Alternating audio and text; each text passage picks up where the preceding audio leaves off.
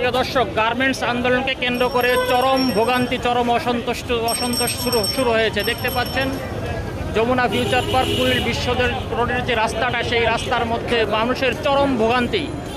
আসলে সেই দুপুর 1টা থেকে শুরু হয়েছে, এখনও পর্যন্ত মানুষের যেই ভোগান্তি, হেঁটে হেঁটে বিভিন্ন গন্তব্যস্থানে তারা চলে যাচ্ছে। আসলে এই দৃশ্য কেন?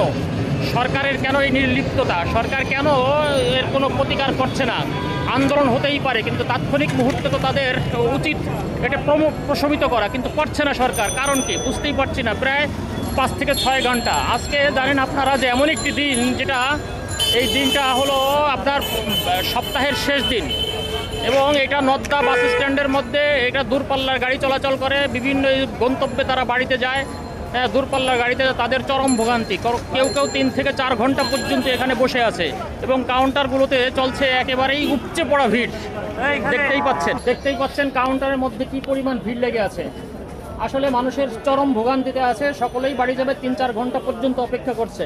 এই আর একটা কাউন্টারের দৃশ্য দেখাচ্ছি, প্রত্যেকটা কাউন্টারে এই মানুষ দূরপাল্লার গাড়ির অপেক্ষায়। আপনারা জানেন যে এখানে নদ্দা বাস স্ট্যান্ড, এখানে সারা বাংলাদেশের সমস্ত উত্তরবঙ্গ, চিটাগাং, খুলনা, দক্ষিণবঙ্গের প্রায় 21টি জেলা, প্রত্যেকটা জেলার লোকজন কিন্তু এখান দিয়ে চলাচল করে। মানুষের যে চরম ভোগান্তি সেটাই আপনারা বুঝতে পারছেন। প্রতিটা কাউন্টারেই কিন্তু উপচে পড়া ভিড়। কাউন্টারে মানুষ আর মানুষ, লোকজনের সমাগম এই একেবারেই খুব বেশি অবস্থা আছে, খুবই খারাপ অবস্থা। এখন মানুষ চরম ভোগান্তিতে আছে, দেখতেই পাচ্ছেন। আসলে সরকারের এই নির্লিপ্ততা আমরা চাই না।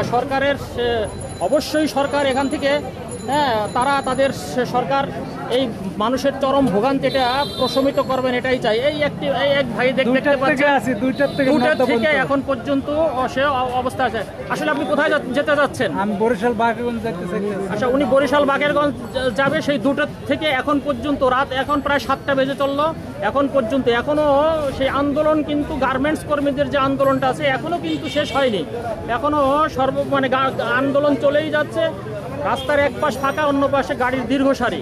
এটা কখন যে শেষ হবে এটা কেউ বলতে পারছে না। সরকারও এর কোনো প্রতিকার করছে না। একজন পুলিশকেও দেখলাম না, কোনো প্রশাসনের লোকজনকে দেখলাম না।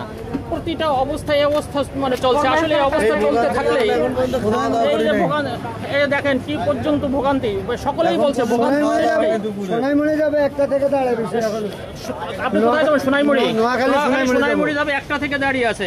কখন গাড়ি আসবে সেই টুঙ্গি থেকে, জানেন আপনারা, গাড়ি টুঙ্গি থেকে আসে, আর সেই গাড়ি এখনো কোনো খোঁজ খবর নেই। এখন 7টা বাজে, সম্ভবত এরা রাত যদি এখনো খুলে দেয় তাও রাত 12টা-1টার আগে এরা কোনো অবস্থাতেই গাড়িগুলো কিন্তু পাবে না। এই অবস্থা কেন সৃষ্টি হলো? সরকার আগের থেকেই তো এটার প্রতিকার করতে পারতো, কিন্তু করতে পারেনি।